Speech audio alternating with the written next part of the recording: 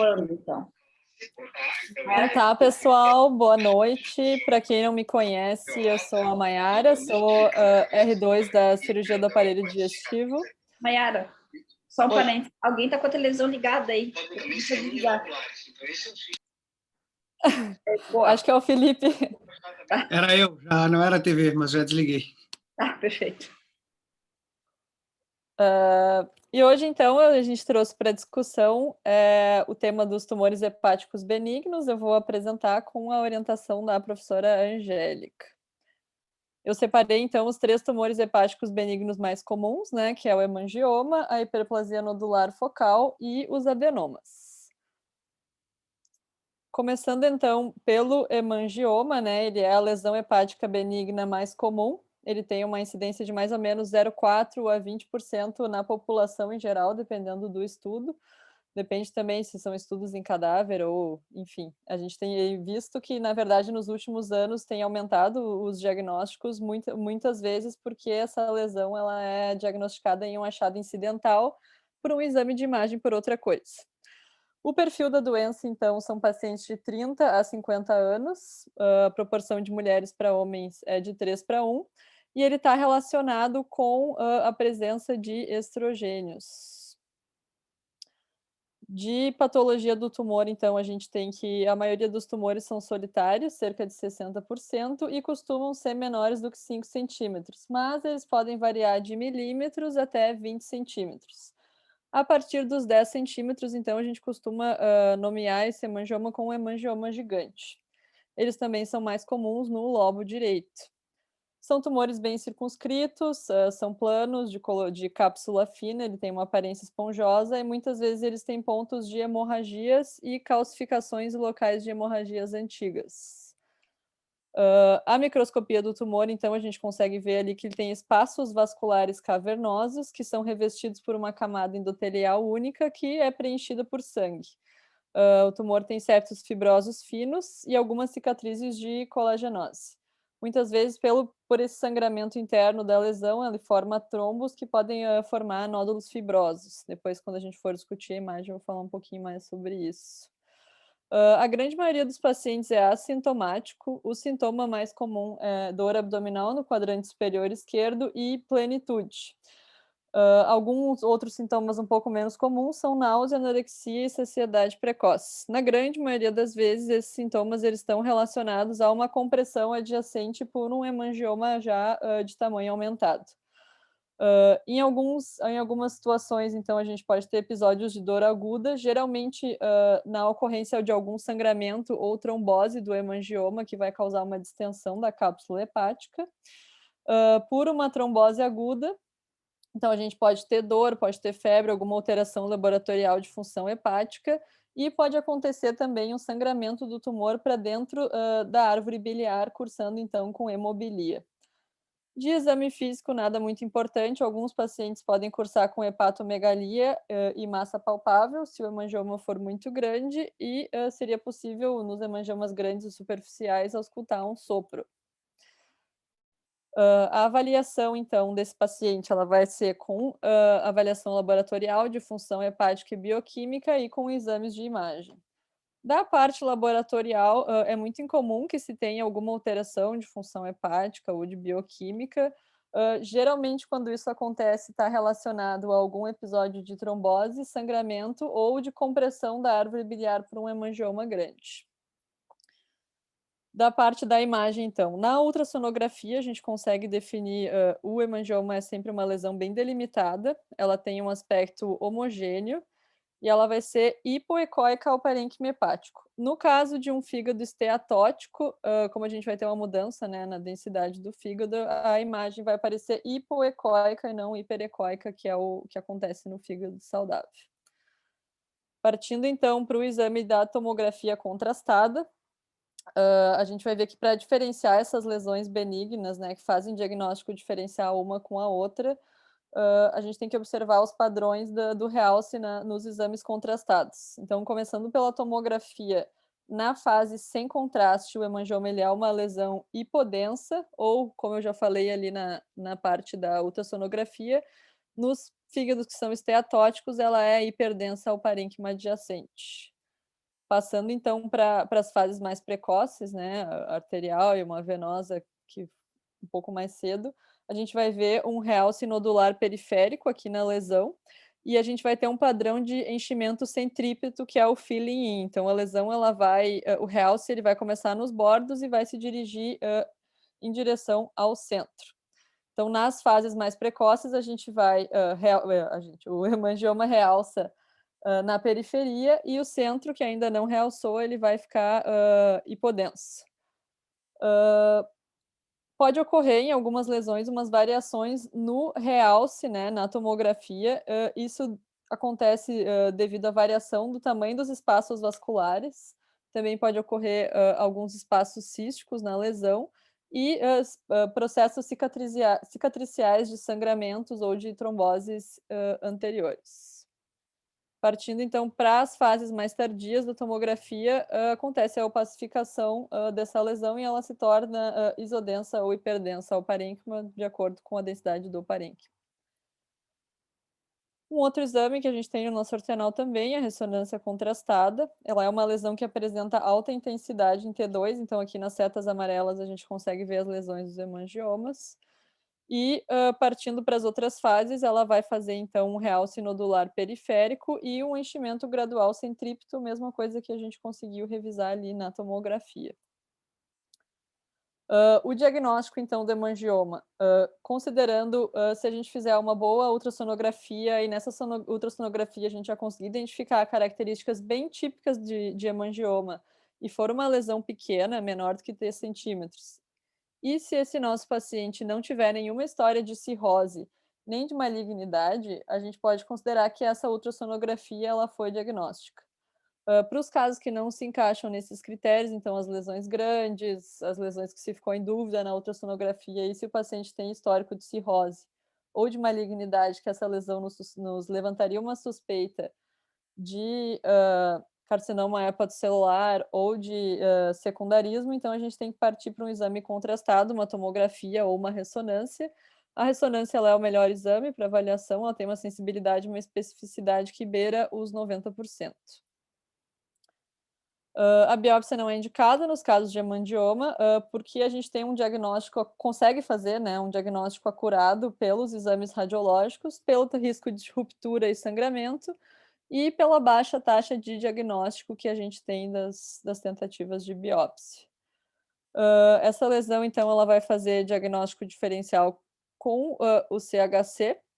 Então, nos pacientes cirróticos, né, se a gente está em dúvida entre um CHC e um hemangioma, a gente vai fazer aí, então, alfa-fetoproteína, vai fazer imagens seriadas e metástase hepática de outros sítios primários. Então, a gente vai ter daí um paciente que tem o diagnóstico de outra doença maligna, e a gente, se ele já não tiver esse diagnóstico, a gente vai ter que fazer exames de imagem, de rastreamento, enfim, para encontrar esse sítio primário e excluir essa possibilidade.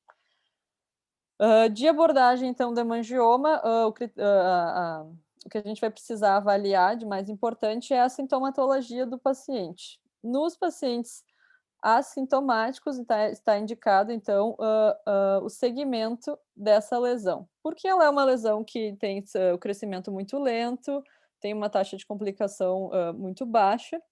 Então, nos hemangiomas que no diagnóstico tinham menos de 5 centímetros, a gente encerra por aí o segmento, não precisa avaliar de nenhuma maneira complementar. Nos hemangiomas maiores do que 5 centímetros, a gente vai repetir o exame de imagem em 6 a 12 meses. Se nesse meio tempo a lesão se manteve estável, a gente pode encerrar, né, esse acompanhamento. Se ela cresceu mais que 3 milímetros ao ano, a gente repete de novo esse mesmo exame de imagem em 6, 12 meses. Se ela se manteve estável, a gente encerra o acompanhamento.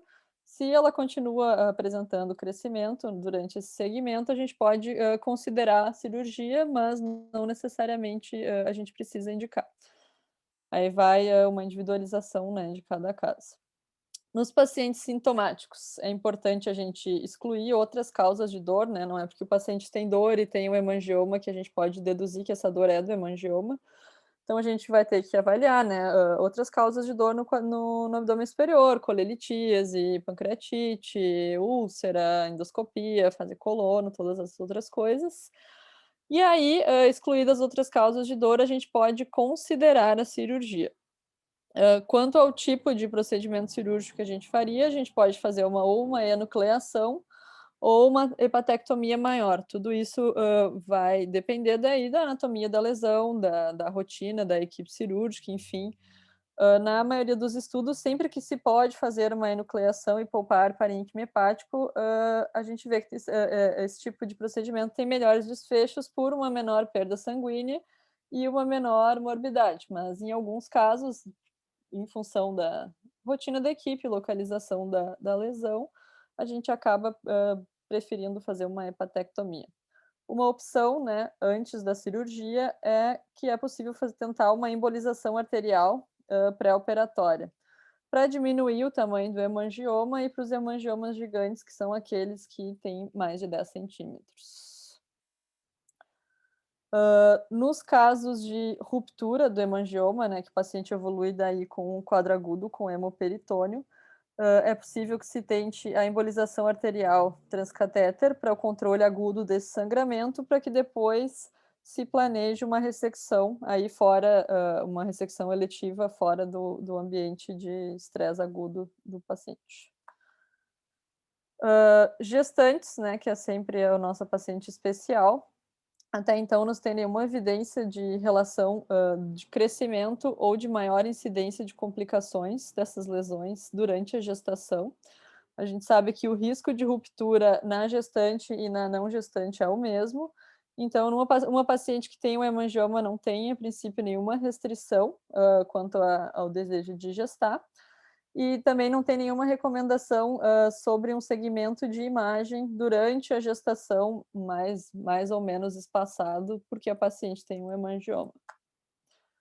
De prognóstico, então, a maioria dessas lesões permanece assintomática ao longo da vida, a taxa de complicações é muito baixa, a ocorrência de sangramento é raríssimo, e o risco de ruptura ele não parece aumentar com o tamanho do tumor. A gente encerra aqui então, né, a parte do hemangioma, vamos passar para a próxima lesão benigna, que é a hiperplasia nodular focal. A hiperplasia nodular focal ela é a segunda lesão benigna mais comum, mas já bem menos comum que o hemangioma, ela ocorre em 0,3 a 3% da população.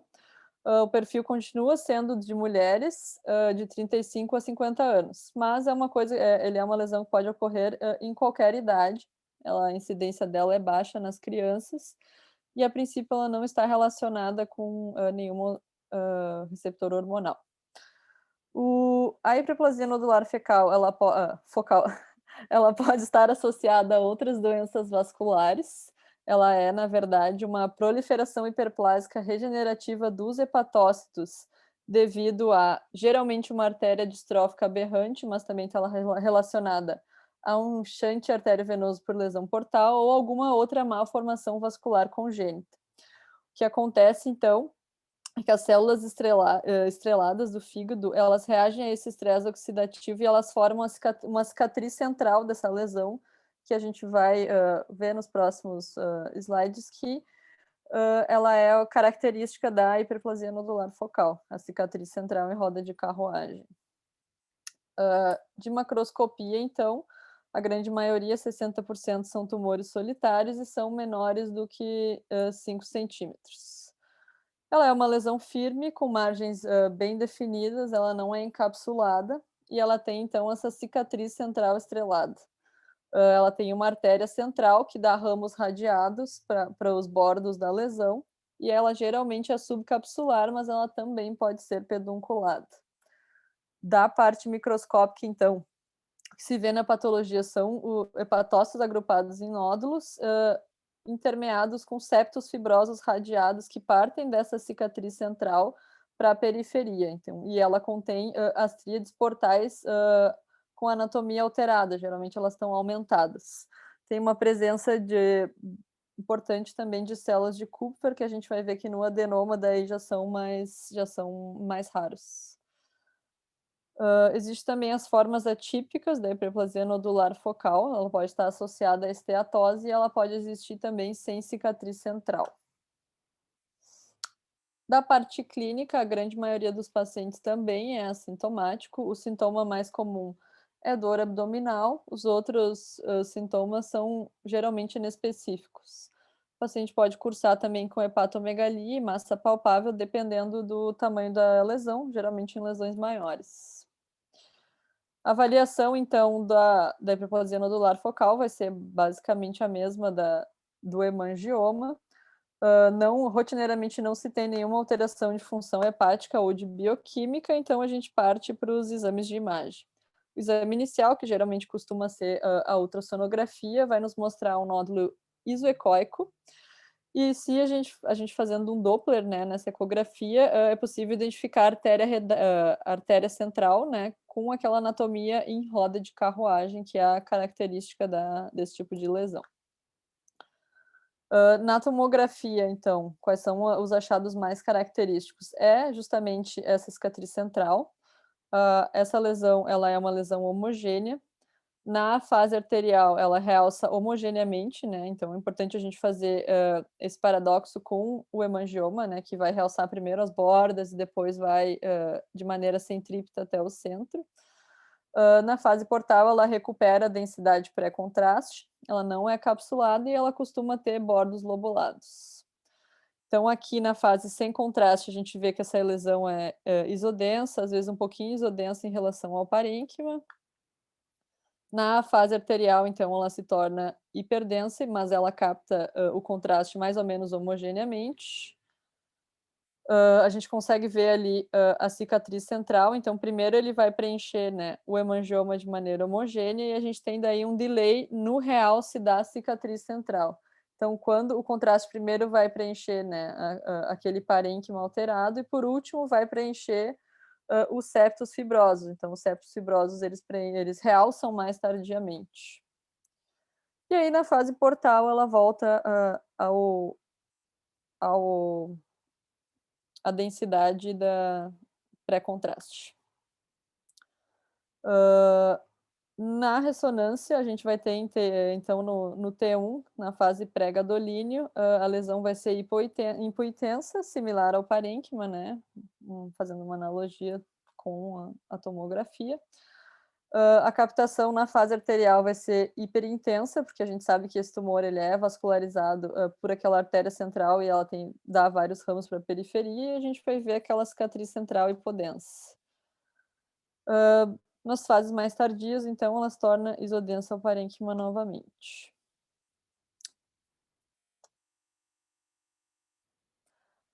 Mais uma outra imagem aqui que eu trouxe só para a gente reforçar aquela cicatriz central, né, que fica hiperdensa quando o contraste ele vai se difundir mais tardiamente a partir daquele centro fibroso. O diagnóstico, então, dessa lesão, ele é feito por ressonância contrastada. A biópsia ela não é indicada de rotina, mas ela é uma opção do arsenal quando não se consegue definir pela imagem que é uma hiperplasia e não se consegue fazer diagnóstico diferencial com outro tipo de lesão, daí de acordo com a história do paciente. Aquela mesma questão do hemangioma, a gente tem que sempre ver se o paciente é cirrótico, né, que deixa ele com risco de ter um CHC, e se ele tem alguma neoplasia primária, para a gente pensar em secundarismo, que é, no final das contas, a lesão hepática mais comum. De diagnóstico diferencial, então, para essa lesão, além do CHC, a gente vai ter o adenoma. Geralmente, pela ressonância, a gente consegue diferenciar o adenoma da hiperplasia nodular focal. E, caso a gente tenha dúvida, a gente pode fazer uma biópsia. Ela também tem uma anatomia um pouco parecida para a gente fazer diagnóstico diferencial com o carcinoma fibrolamelar. A abordagem, então, semelhante à dos hemangiomas, a primeira coisa que a gente tem que avaliar é se o paciente é sintomático ou assintomático. Caso o paciente seja assintomático, considerando a história natural dessa lesão, ela tem um baixo risco de crescimento e da ocorrência de complicações. Então, a gente pode encerrar esse acompanhamento, não tem necessidade de ficarmos repetindo exames. E caso o paciente seja sintomático, Mesma linha do hemangioma, a gente precisa primeiro excluir outras causas de dor.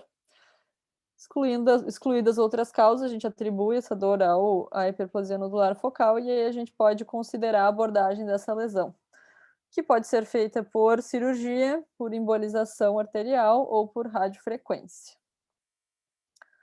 Voltando sempre na paciente especial do dia da aula de hoje, que é a gestante, assim como a hemangioma, a hiperplasia nodular focal não tem nenhuma restrição quanto à gestação nas pacientes assintomáticas e não tem nenhuma recomendação especial de segmento diferente durante a gestação. O prognóstico da lesão também é muito bom, ela é uma lesão estável, então ela não costuma crescer. Ela, inclusive, pode regredir com o passar do tempo. A taxa de complicações é muito pequena e não existe nenhum relato de transformação maligna desse tipo de lesão. Agora a gente parte, então, para a terceira parte da nossa aula, que são os adenomas hepáticos. O perfil seguindo das outras lesões hepáticas benignas é da paciente mulher. A ocorrência de adenomas em mulher é muito maior do que em homens e geralmente são mulheres em idade fértil, considerando que essa lesão está muito relacionada com os estrogênios. Inclusive, mulheres que usam anticoncepcional, a gente tem uma relação dose dependente. Quanto maior a dose de estrogênio, maior a associação com adenoma. E ela está relacionada também com o uso de androgênios anabólicos, geralmente por pacientes homens. Além disso, né, dessa associação hormonal, ela também está relacionada com algumas síndromes genéticas, com a polipose adenomatosa familiar e com as doenças do armazenamento do glicogênio. E, por fim, está relacionado também com a ocorrência da obesidade e da síndrome metabólica, que geralmente aí caminham juntos. De patologia. Geralmente são tumores solitários, tamanho é bem variável, pode ser de milímetros, adenomas muito pequenos, a centímetros, adenomas grandes, são mais comuns no lobo direito. São lesões macias, de margem bem definida, são lesões pigmentadas e elas podem apresentar também focos de hemorragia e necrose. Na microscopia, então, a gente vai ter células adenomatosas que são muito parecidas com os hepatócitos saudáveis, mas elas vão ter aí algumas alterações do núcleo e do citoplasma. Essas células são organizadas em trabéculas. O parênquima ele apresenta artérias proeminentes e, às vezes, sinusoides apresentam paredes espessadas. Na microscopia, esse tipo de lesão apresenta poucas células de Kupfer, que foi ali que já faz uma diferença com a hiperplasia nodular focal, que apresenta células de Kupfer já em maior quantidade. E elas não têm uma arquitetura bem definida.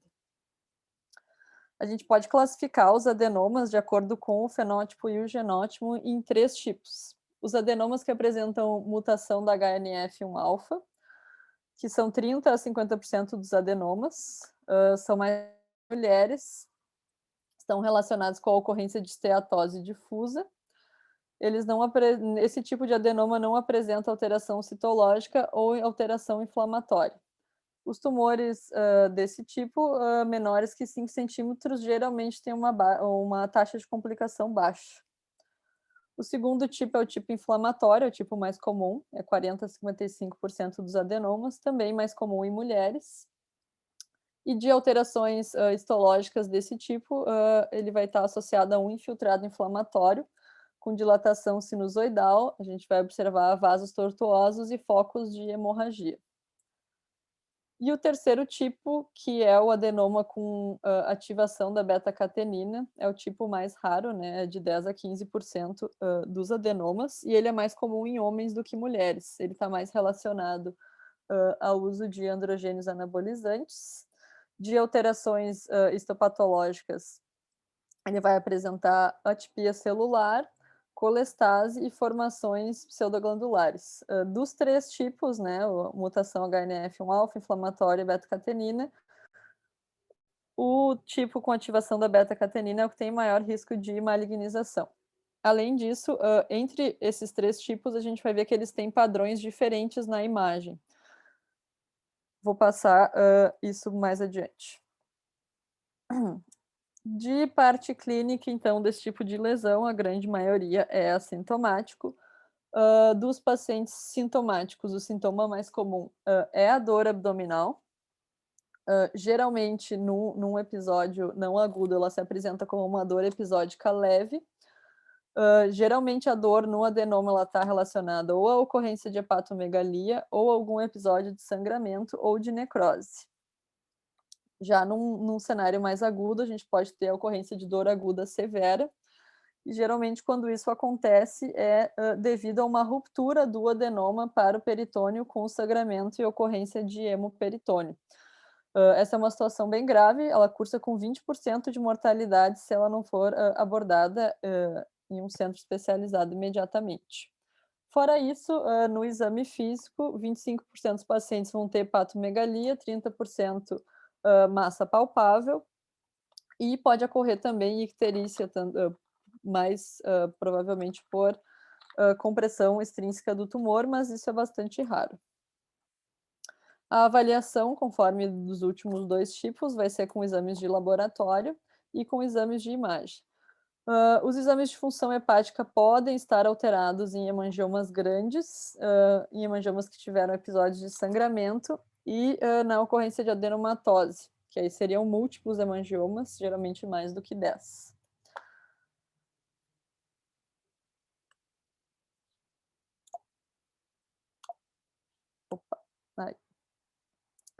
Começando então pela ultrassonografia, ele não é um exame que consegue ser muito específico para esse tipo de lesão. O que a gente vai encontrar vai ser uma lesão arredondada, bem delimitada e hiperecóica em relação ao parênquima adjacente.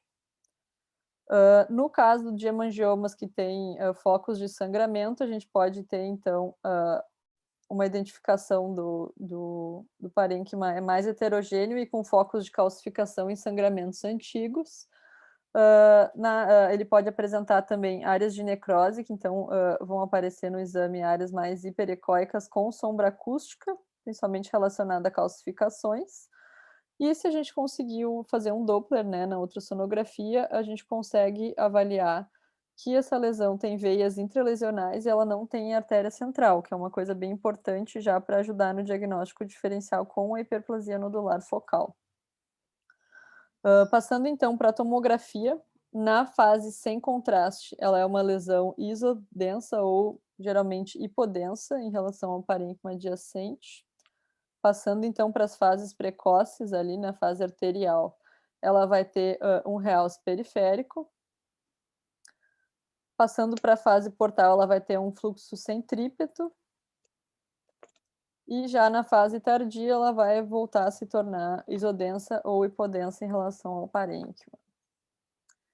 Na ressonância, análogo à tomografia, a gente também vai ter um realce arterial da lesão. Agora, aquilo que eu falei antes, né, que a gente vai ter os 3 tipos de adenoma, e cada um desses tipos ele vai ter um padrão um pouquinho diferente. Claro que eles vão ter as alterações que são comuns a todos os adenomas, mas eles vão ter algumas diferenças nos padrões da imagem. O adenoma com mutação do HNF1-alfa, ele tem um realce mais moderado na fase arterial, ele não é um realce tão intenso, e esse realce não se estende para as fases mais tardias.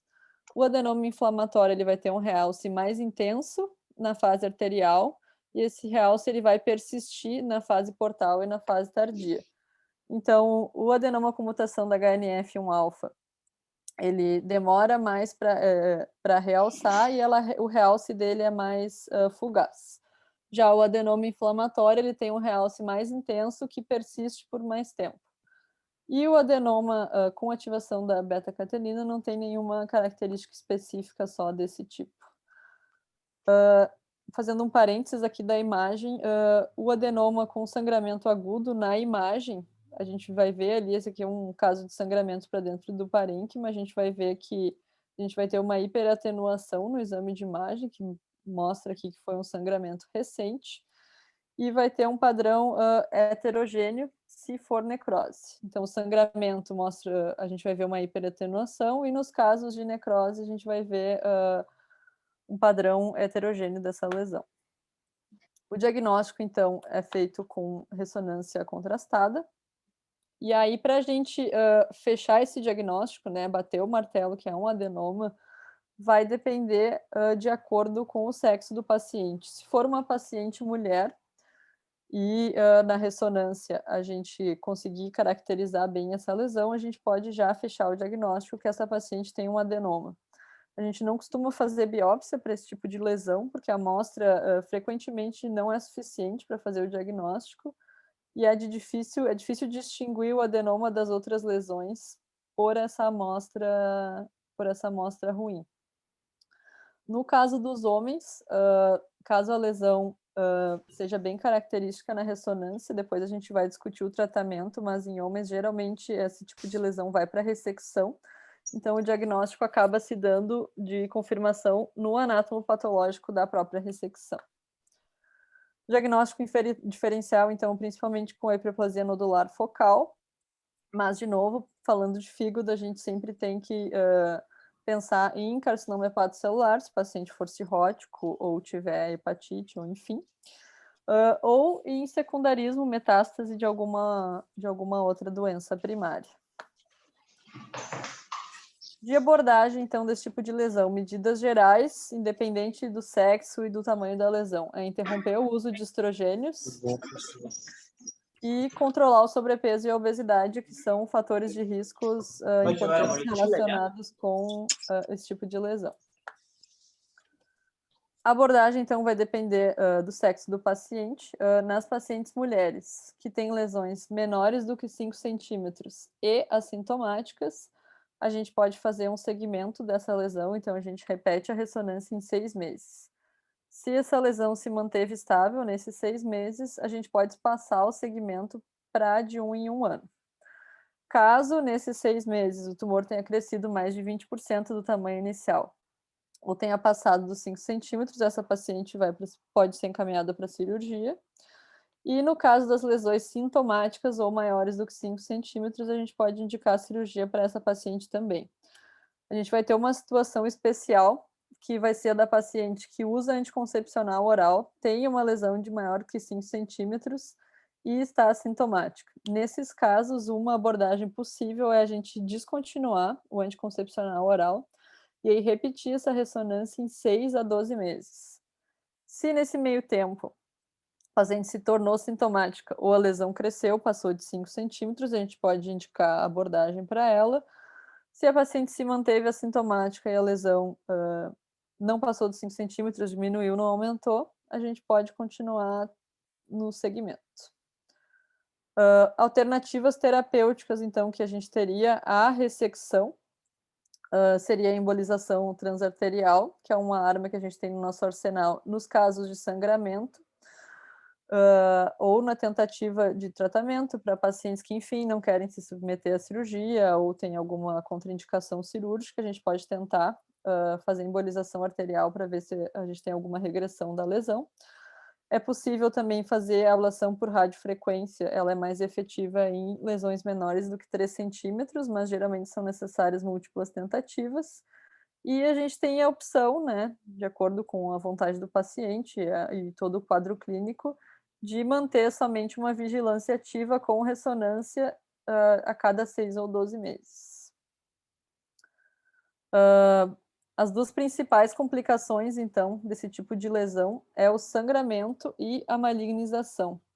Começando pelo sangramento, os fatores de risco que estão mais associados ao sangramento do adenoma é no caso das lesões sintomáticas, maiores do que 5 centímetros. Isso explica, então, ali a nossa indicação cirúrgica, né, justamente para os pacientes que são sintomáticos e têm lesões grandes.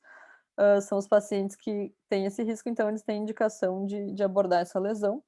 Também pacientes com uso hormonal recente, pacientes gestantes, adenomas com morfologia esofítica e o subtipo inflamatório, que é aquele subtipo mais comum. Da parte clínica, então, desses episódios de sangramento, o paciente geralmente tem uma dor abdominal aguda, que pode ou não correr com instabilidade hemodinâmica, vai depender daí do tamanho do sangramento, se ele foi sangramento livre para o abdômen, se foi tamponado, ou enfim. Ele pode ser só confinado à lesão, e aí ele ser ali, ele mesmo ser autolimitado, né? ou a gente pode ter uma situação mais grave, que é a ruptura desse adenoma para a cavidade abdominal com hemoperitone e sangramento importante. A abordagem, então, no caso desse sangramento agudo, ela não é uniforme, a gente tem várias opções. A gente pode fazer uma ressecção de urgência, né, levar essa paciente direto para a cirurgia. A gente pode fazer uma embolização transarterial desse sangramento e a gente consegue tirar o paciente do quadro agudo e programar uma cirurgia eletiva. Ou a gente pode fazer um suporte inicial, um manejo inicial do paciente e levar ele para a cirurgia em seguida. A abordagem, né, mais indicada seria justamente fazer a embolização primeiro para depois programar a cirurgia, porque nesse tipo de abordagem a gente vê que existe uma menor perda sanguínea e uma menor morbidade na abordagem dessa complicação. E a segunda complicação importante também desse tipo de lesão é que é o risco de malignização, né? Cerca de 5% dos adenomas malignizam. Os fatores de risco mais importantes relacionados com malignização é o sexo masculino, os tumores maiores do que 5 centímetros e a mutação da beta-catenina. Então, a gente vê que, por isso que no paciente homem, a gente sempre vai ressecar o hemangioma, porque ele tem um risco mais alto de malignização, nos tumores maiores do que 5 centímetros também. No caso de malignização, essa é uma lesão que a gente conseguindo fazer a cirurgia, ela tem um bom prognóstico após a ressecção, porque a recorrência dela é bastante rara. E aí, na nossa paciente especial do dia, que é a gestante, a maioria dos adenomas, eles se mantêm estáveis durante a gestação. Mas a gente sabe que, como ele tem essa relação importante com os níveis de estrogênio, a gente corre sempre o risco dessa gestante ter um aumento importante do adenoma durante a gestação, o que levaria ela a ter um maior risco de sangramento. Então, essa gestante tem indicação de fazer um acompanhamento multidisciplinar num centro que tenha capacidade de conduzir um pré-natal de alto risco, e ela deve fazer a vigilância por imagem deste adenoma com ultrassonografia a cada 6 a 12 meses. Caso durante a gestação esse adenoma se torne sintomático, apresente um aumento de 20% em relação ao tamanho inicial, ou tenha um crescimento para mais de 5 centímetros, essa paciente teria indicação de uma intervenção. Geralmente se reserva a intervenção para o segundo trimestre, que a gente sabe que é quando se tem menos risco tanto para a mãe quanto para o bebê. E por fim, a gente tem o caso da ocorrência de adenomas múltiplos, que em alguns lugares eles chamam de adenomatose hepática. A gente denomina assim quando a gente tem mais de 10 lesões, mais de 10 adenomas no fígado. Essa condição ela está relacionada à obesidade e síndrome metabólica, que costumam muitas vezes cursar com esteatose hepática. A abordagem, né, desse quadro, ela vai ser conforme o tamanho da maior lesão. Caso a maior lesão, ele tem alguma das lesões, né, mas a maior lesão tenha mais de 5 centímetros e a doença seja unilobar, a gente consegue fazer uma hepatectomia, mas caso a doença seja bilobar, aí vai ter que se individualizar o caso. Pode-se optar, por exemplo, por fazer só a ressecção da maior lesão e seguir o acompanhamento das outras, ou em alguns casos, inclusive, o paciente pode ser encaminhado para transplante.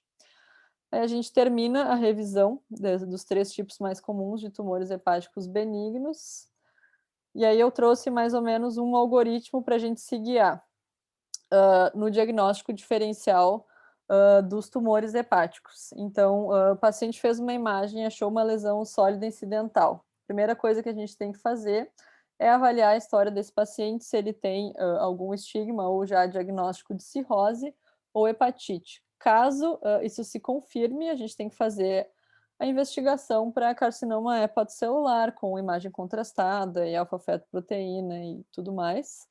Caso não tenha cirrose nem história de hepatite, a gente passa para a próxima pergunta, que é a história de malignidade.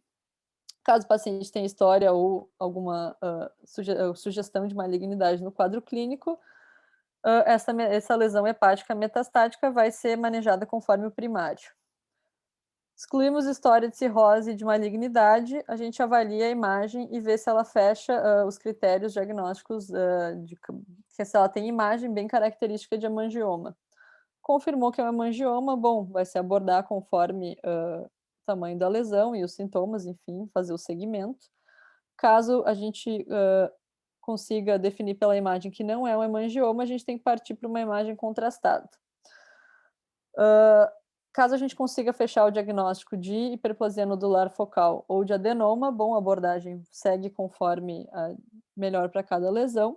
E caso a gente não consiga definir por essa imagem o que é aquela lesão, a gente tem duas alternativas. Ou a gente pode tentar uma biópsia, ou a gente pode repetir, fazer uma vigilância ativa, repetir o exame em 6, 12 meses. E era isso. Alguma pergunta? Sim. Comentários? Deixa eu só parar de interromper o teu compartilhamento aí para a gente poder se ver. Aí. Eu não sei o que eu fiz. Deu. Primeira coisa que eu queria te dizer é que tá de parabéns, excelente abordagem aí do tema, bem didática a forma que tu apresentou, né, numa ordem lógica, do mais frequente para o menos frequente. Acho que tu apresentou de uma forma bem clara, bem fácil de entender, foi didaticamente excelente. A única coisa que eu senti muita falta na tua apresentação é que tu não colocou referência bibliográfica. Numa aula desse nível tem que ter, tá? Não porque a gente desconfia do que tu está falando, mas que eventualmente até, primeiro, claro, tem mais respaldo daquilo que tu está falando, mas também porque qualquer coisa que tu afirma ali que é diferente do que eu conheço, eu tô com o celular do lado, eu vou tirar uma foto e eu vou atrás dessa referência. Uhum. Então eu preciso, você tem que ter esse hábito de começar a colocar, tá? Uhum. Agora, entrando um pouco mais no assunto, ali no primeiro assunto, que seria o hemangioma, eu acho que tu colocou bem claro que é uma lesão que, em geral, não é cirúrgico. A maioria das vezes o hemangioma não é cirúrgico. Acho que tem que ficar bem claro isso com nossos residentes mais jovens aí, salvo se tiver alguma complicação ou sintomas. E aí tu colocou a consideração da embolização para hemangioma. Aí foi nesse momento que eu senti falta da referência. Faltou a referência. Por quê? Porque eu não tenho muita experiência com isso, mas eu tenho o relato de colegas que operaram hemangiomas previamente embolizados. E qual que é o relato? Que ao redor do hemangioma previamente embolizado se cria uma rede vascular, uma neovascularização que dificulta o procedimento cirúrgico. Então, a embolização do hemangioma para hemangiomas grandes não se torna atrativa, porque, em geral, ela só dá uma segurada. Se ele estava em fase de crescimento, ele vai continuar crescendo, e quando for operar, vai ser um pouco pior. Tem alguns relatos de fazer a embolização com algumas substâncias que podem ajudar a segurar ele mais, mas, assim, a última notícia que eu tive, que eu acho que foi um artigo do ano passado, é que, assim, não está muito bem estabelecido isso, então, por enquanto, a gente não está indicando fazer a embolização para hemangioma, tá?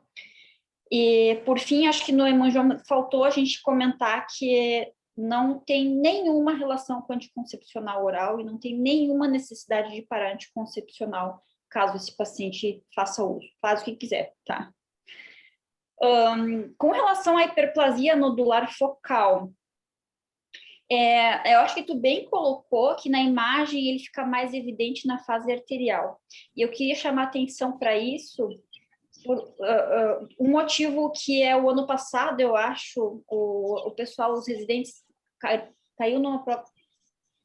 Eu estou ouvindo um eco. Caiu uma das questões de prova de residência, era sobre as imagens das neoplasias hepáticas benignas e perguntando se a imagem típica da hiperplasia nodular focal era realmente um realce maior na fase arterial, e isso era considerado correto na questão. Tá? Então, na hiperplasia nodular focal, a gente até tem um padrão mais típico, assim. Mas no adenoma, fica um pouco mais difícil de falar num padrão típico, porque tem que falar nos subtipos moleculares, começa a ficar muito complexo, né? Para a gente entrar nisso, talvez um radiologista poderia nos auxiliar mais. Mas, enfim, a parte da hiperplasia nodular focal ficou super bem, e, de novo, não precisa parar anticoncepcional caso estiver usando. Tá? O único caso em que precisa parar anticoncepcional, e que tu deixou bem claro, é o caso do adenoma, tá? Que sim, tem total relação com o uso de anticoncepcional ou qualquer tipo de hormônio exógeno, né? Agora, a questão do adenoma está ficando um pouco mais complicado porque surgiram esses subtipos moleculares. Tu nos apresentou 3 subtipos moleculares, o HNF1-alfa mutado, o inflamatório e aquele com a mutação da beta-catenina.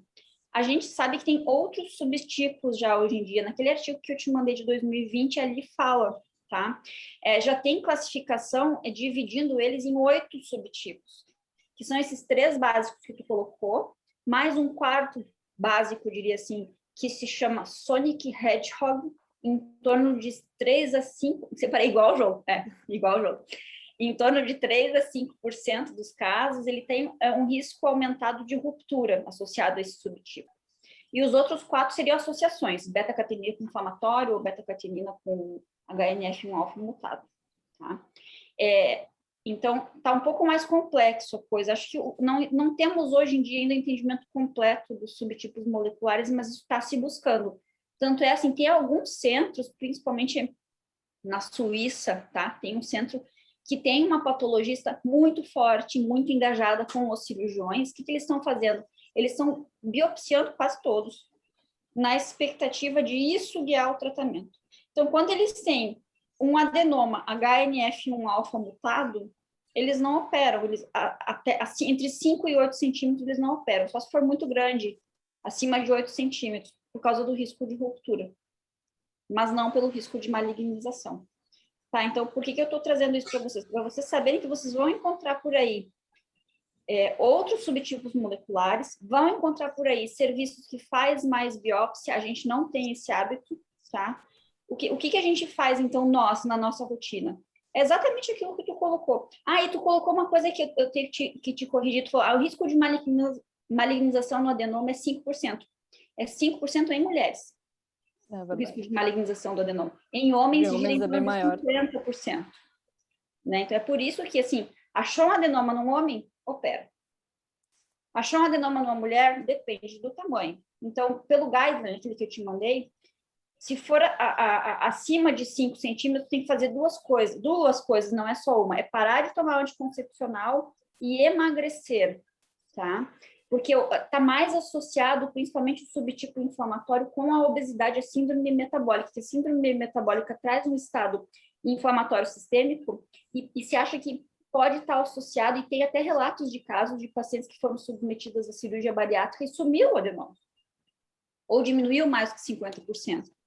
Então, pode até considerar uma cirurgia bariátrica para essa paciente, nesse intervalo, desse período de 6 a 12 meses, e aí sim reavaliar e tomar conduta baseada no tamanho.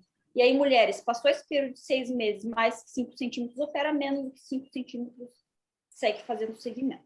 Basicamente seria isso, tá? E aí, agora que eu estava falando, eu estava pensando nessa coisa de cirurgia bariátrica e de obesidade, talvez seria um trabalho legal para a gente fazer, pegar os pacientes que fizeram cirurgia bariátrica aí no serviço, que tinham um hemangioma antes, um adenoma antes da cirurgia, e a gente comparar com depois da cirurgia. É tanta gente que foi feita bariátrica aí no hospital, que certamente vai ter um número X, uns 20%, sei lá, agora 5%, né, na verdade, menos, que vai ter um adenoma antes da cirurgia, e nós podemos comparar com a ultrassom ou a imagem depois da cirurgia e ver o que aconteceu. Isso seria um trabalho bem legal, e que eu acho que daria uma publicação bem interessante, assim, interessante do ponto de vista científico, tá? Para quem quiser. E, por fim, a questão do sangramento do adenoma, em geral, é um sangramento autolimitado. Em geral, não é uma situação de emergência que precisa sair correndo. Então, está indicado considerar a embolização, que nem tu colocou, mas aí depois da embolização, fez a embolização, controlou o sangramento, se espera em torno de 3 a 6 meses após a embolização, para você reavaliar esse paciente, porque ele vai absorver muito desse hematoma e ele diminui muito de tamanho, impressionante, até entre uma semana e outra. Tu embolizou no dia 1, embolizou. 5 dias depois, quando você faz uma nova imagem, já diminuiu bastante de tamanho. Então, o que está indicado? Fazer essa embolização, esperar 3 a 6 meses e aí tratar ele. Aí tem alguns trabalhos que dizem, sempre resseca se tiver uma área viável, e tem outros lugares que dizem, não, vai tratar ele conforme o tamanho que ele tiver. E volta para o teu algoritmo inicial. Tá? Então, O caso do sangramento, em geral, tem que dar uma esperadinha, digamos assim, para decisão cirúrgica. Mas eu acho que é isso, acho que foi super bem, né? Acho que foi bem claro. Até considerando, tem uma aula que eu ia dar sobre neoplasias hepáticas, mas eu estou considerando eu trocar essa aula por uma outra. Porque tem várias outras que eu não ia dar e, de repente, vale mais a pena trocar para a gente não ficar repetindo o mesmo assunto. Acho que vale a pena. Não sei, os outros colegas aí, Thiago, Mariano, se querem comentar alguma coisa. A apresentação da Maia é sempre excelente e sempre bonita, né? É incrível, ela consegue fazer os slides muito bonitos. Enfim, é um assunto muito importante, né? A Maia acho que explanou bem, a Angélica já complementou o que tinha que complementar, eu acho, não tenho nada a acrescentar. O ano passado, a questão da embolização do hemangioma, eu até conversei com o Alex de um caso, de um paciente que veio para a gente conversar. Ele veio, na verdade, já para perguntar uma segunda opinião sobre a questão de embolização. E até eu cheguei a dar uma revisada, falei com o Alex, e ele mesmo, assim, ele não foi muito... Ele disse que já até fez algum caso ou outro, assim, mas geralmente eles não conseguem embolizar, ou precisa fazer mais de uma embolização, os resultados não são bons, então também não se encorajou muito aí, só exemplificando aí um caso da prática. E no mais, eu acho que é isso aí mesmo, acho que a Maia conseguiu apresentar bem aí, fazer uma boa, passar bem sobre os principais tumores aí benignos do fígado. Os principais não, né? Os tumores benignos do fígado. Parabéns, Maia. Obrigada. Meus parabéns também, Mara. Acho que esse é um tema muito importante vocês dominarem, porque no dia a dia aparece demais no consultório da gente. É a colega ginecologista, enfim, encaminham sempre para ter uma segunda opinião, para ver o que faz com aquela imagem, o que a gente segue. Então, é um tema muito importante, apesar de a gente operar pouco, né? A indicação é muito restrita, mas o aconselhamento é diário no consultório, né? A gente recebe muito esses pacientes. Foi muito bem tua aula, achou muito legal e seguimos assim, né? Nas próximas que vem por aí. Muito obrigado. Alguém mais tem alguma pergunta, alguma dúvida que ficou? Eu tenho uma pergunta, professora. É o Leonardo, novo 2 aqui. Professora, se eu operei um adenoma e veio com essa variação beta-catenina, pelo risco de malignização, existe algum follow-up indicado para esses pacientes no pós-operatório ou não? A partir do momento que tu ressecou completamente o adenoma, não, tá? Aliás, eu tenho um caso que é exatamente isso aí que é a tua colocação. Eu tenho uma paciente que eu operei mês passado, tá? Ela era uma guria que ela é física ali no Moinhos, aí chegou uma ressonância nova e eles foram fazer a ressonância nela para testar a máquina. E ela se deparou com um adenoma de uns 7 centímetros ali, quase pendurado ali no fígado. A gente fez até por vídeo. Que sorte. Muita sorte. Só que daí, quando veio na imagem, não era típico, bem típico, assim, de um subtipo específico molecular. Eu pedi, o patologista só tinha dado o diagnóstico como adenoma, eu pedi para ele fazer a imunohistoquímica, justamente por fins didáticos, científicos, a gente olhar a imagem, o pessoal lá do Muniz queria saber o subtipo para comparar com a imagem, já que eles estão interessados nisso. E aí, surpreendentemente, veio com beta-catenina. Tá? Uma guria nova, magra, bem magra, e com esse adenoma grande. Só que como ele foi ressecado inteiro e tem as margens livres, não acrescentaria nenhum segmento extra para essa moça aí. Tá resolvido. Se tivessem outros adenomas nessa mesma paciente, com características semelhantes a esse, aí eu iria considerar ou fazer uma biópsia ou fazer a própria ressecção cirúrgica, porque aí iria considerar que provavelmente o outro adenoma também fosse do subtipo beta-catenina, e esse sim tem risco maior de malignização. O